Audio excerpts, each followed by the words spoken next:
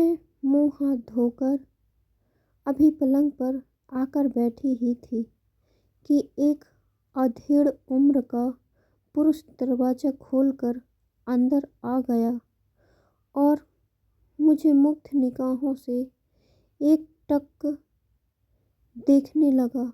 मैं मन ही मन बुदबुदाई, बड़ा ही बदतमीज और जाहिल आदमी है। कमरे में घुसने से पहले इजाज़त भी नहीं मांगी। मैं कुछ बोलती इससे पहले ही वह आदमी मेरे पास आकर बोल पड़ा, मेरा नाम विधायक सुधाकर तिवारी है। तुम सचमुच ही विधायक हो या ऐसे ही नाम के पहले लगा लिया है? मेरे यह पूछते ही वह खी खी करके हंसने लगा। उसकी हंसी किसी फटी बांस की तरह लग रही थी, भद्दी और उबाऊ थी। मुझे बड़ा ही बुरा लगा। इतने में मेरी निगाह उसके कपड़ों पर चली गई। बड़े ही महंगे कपड़े उसने पहन रखे थे। मैंने सहजता से यह अनुमान लगा लिया कि यह आदमी विधायक तो नहीं है, पर विधायकों वाला शौक जरूर रखता है, पैसे वाला भी है और मेरे हुस्न का कद्रदान भी लगता है। मुझे इसकी हंसी से क्या लेना देना? मुझे तो धन कमाने का गेम खेलना है। अगर मेरी जीत हो गई फिर तो मेरे दिन ही फिर जाएंगे। तभी विधायक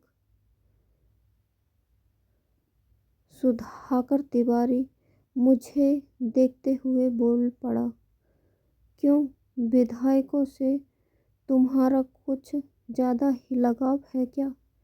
मुझे पर तुम्हारी नज़रें मेहरबान नहीं होंगी। क्यों नहीं होंगी? लेकिन पहले मुझे ढेरों रुपए चाहिए। यह कहते कहते वह फिर एक बार हंस पड़ा। बस उसकी हंसी से मुझे चिढ़ थी। वह आदमी ही ऐसा था कि कहीं से भी आकर्षक नहीं था। उसका रंग एकदम काला था। आँखें चिड़ियों की तरह छोटी छोटी थीं। होंठ सूखे, मोटे और फटे हुए थे। उसका कद बिल्कुल ही ठीक न था, लेकिन वह दौलतमंद था। मैं उसके व्यक्तित्व का विश्लेषण अभी कर ही रही थी कि वह अपने कमरे में आ गया और पलक झपकाते ही मेरे सामने 10-10 हजार की 20 गड्डियां रख दी। मैं आश्चर्यचकित रह गई। यह क्या मेरी कीमत 2 लाख है? मैं यह सोच ही रही थी कि वह बोल पड़ा, इतना काफ़ी है। हाँ, फिलहाल तो इतना काफ़ी है, लेकिन तुम मुझ पर इतने पैसे खर्च क्यों कर रहे हो? तुम्हें अपनी पत्नी से भी तो यह सुख मिल सकता है। मेरे यह पूछते ही वह अजीब सा मुंह बनाकर बोल पड़ा, यौन सुख कभी किसी को पत्नी से मिला है जो मुझे मिल सकता है? देखो, पत्नी की याद दिलाकर मजाक किरकिरा ना करो।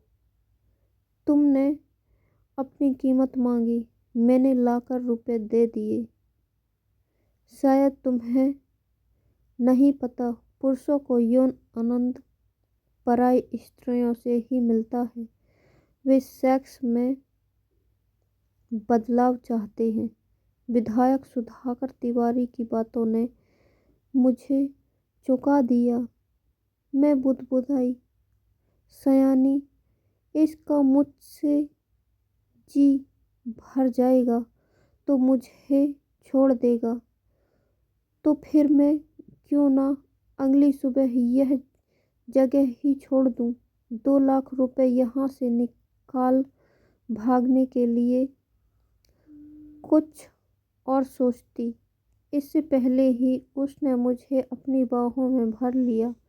मैंने कोई विरोध भी नहीं किया तो सहयोग भी नहीं दिया। जहाँ देह व्यापार बन जाती है तो वहाँ सहयोग लेने देने की बात कहाँ रह जाती है। ऐसे मामलों में तो पुरुष को ही सब कुछ करना होता है। स्त्री तो मुख बांधकर अपने देश से पुरुष को खेलने देती है। मैं एक गूंगी औरत की तरह पलंग पर निडल पड़ गई थी। सेक्स की कुंजी तो मेरे हाथ में थी। तिवारी मुझको निवस्त्र करने में ही इतना उत्तेजित हो गया कि सफ़र शुरू करने से पहले ही हार गया। उसका शीघ्र हराना मेरे लिए खुशियाँ लेकर आया। मैं उठ बैठी और उसे देखकर हंसने लगी। इसी दम पर उछल रहे थे। बस फूफा ही करना जानते हो। जाओ सो जाओ, अब मुझे भी नींद आ रही है। तिवारी पसीने से तरबतर हो गया था। ऐसे हाँफ रहा था जैसे एक नहीं 2-3 महिलाओं से यौन संबंध बनाकर आ रहा हो। वह काफी शर्मिंदा था। चुपचाप अपने कमरे में चला गया। मैं स्वयं से बातें करने लगी। मेरी समझ में नहीं आता पुरुष महिलाओं के साथ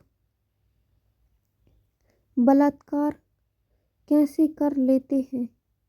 मेरे जीवन में तो आने वाले सारे ही पुरुष मोम की तरह पिघलने वाले अब तक आए हैं।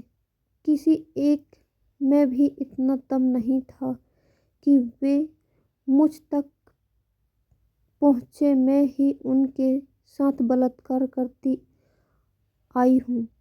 आज भी तिवारी के साथ मैंने ही बलात्कार किया। पैसे भी उससे ऐंठ लिए और उसकी मर्दानी की हाथ भी लगा ली। मैं स्वयं से बातें करते करते सो गई। सुबह 4 बजे आँख खुली तो बाहर आकर देखा तिवारी के कमरे में ताला लगा हुआ था।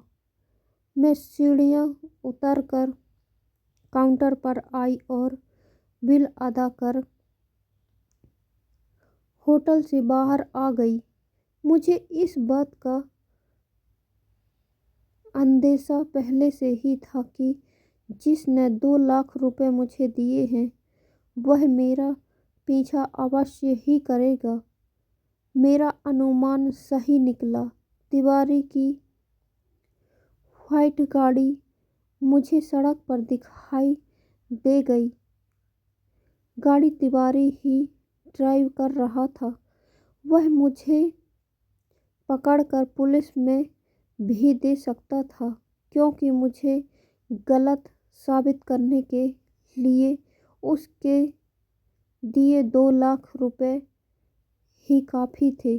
2 लाख रुपए मुझ जैसी साधारण और फुटपाथ छाप लड़की के पास कहाँ से आए।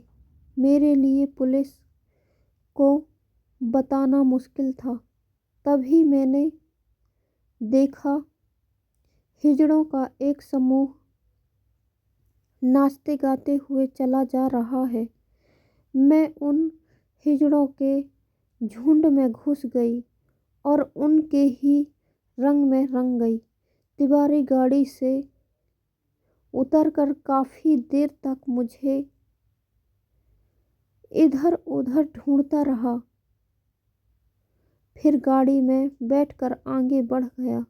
मैंने सोचा, लोग हिजड़ों से घृणा करते हैं। क्या सचमुच ही ये लोग घृणा के पात्र होते हैं? मेरी जान तो इन लोगों ने ही बचाई। मैं क्यों ना कुछ दिनों तक इनके जीवन में रंग कर इनकी जीवन शैली का नज़दीक से अध्ययन। ये लोग आम आदमी से भी अच्छे इंसान होंगे। शाम के 4 बजे मैं हिजड़ों के साथ उनके घर पहुंच गई। मुझे हिजड़ा ही समझ रहे थे, लेकिन वे यह देखकर आश्चर्यचकित थे कि मैं अचानक ही कहाँ से टपक पड़ी। पहले तो उन्होंने मुझे कहीं देखा नहीं था। इतने में मैं एक हिजड़ा मेरे पास आकर बैठ गया।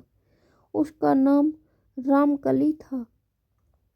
मैं उसे अपने पास बैठे देखकर घबरा गई।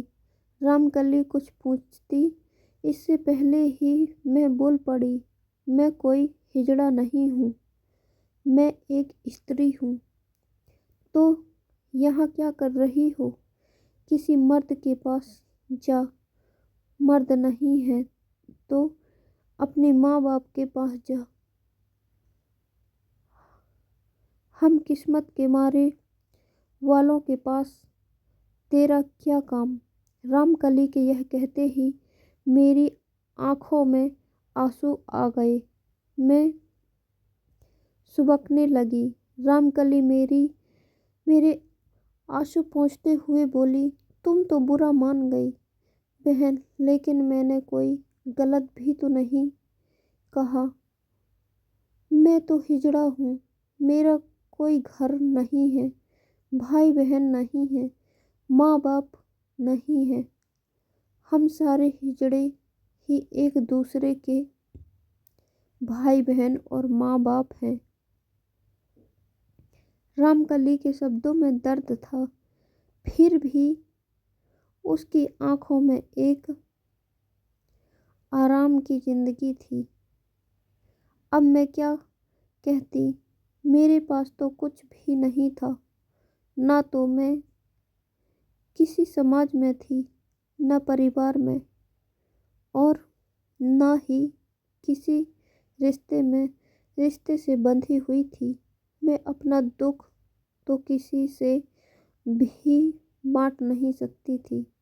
मेरी आंखों से गंगा यमुना बहने लगी।